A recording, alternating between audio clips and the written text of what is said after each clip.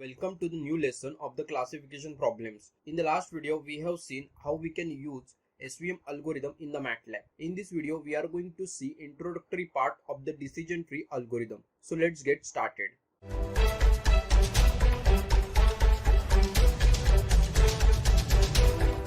Decision tree algorithms is going to be used for both regression and classification problems. But in the last chapter, we have already discussed regression problems of the decision tree.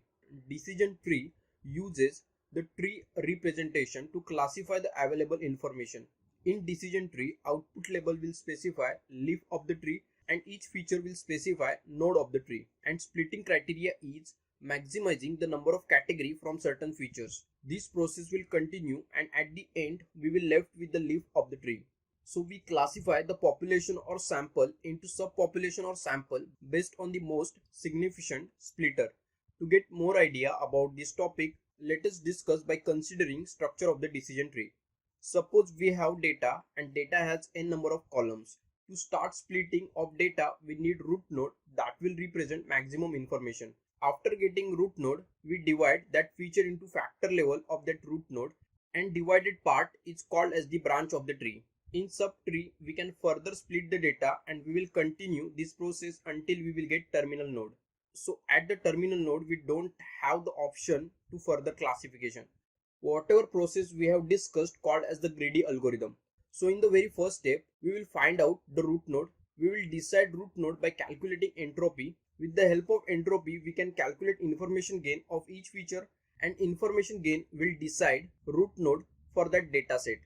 We will repeat the steps until we will get entropy 0 for particular entries. A branch with 0 entropy will represent a leaf node of that dataset. But now the question is how we can choose right decision tree for the dataset.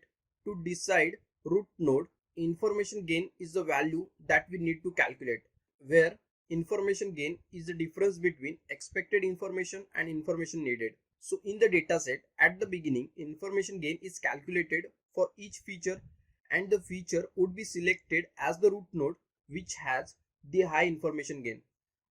This is how decision tree algorithm will work. This will end our introductory part of the decision tree. In the next video, we are going to see MATLAB implementation of the decision tree algorithm. Thank you for watching this video. Do like this video if you found it helpful. If you have any queries, post them in the comments and get in touch with us. Follow us on LinkedIn, Facebook and subscribe to our YouTube channel. Education is our future, MATLAB is our feature. Happy MATLABing.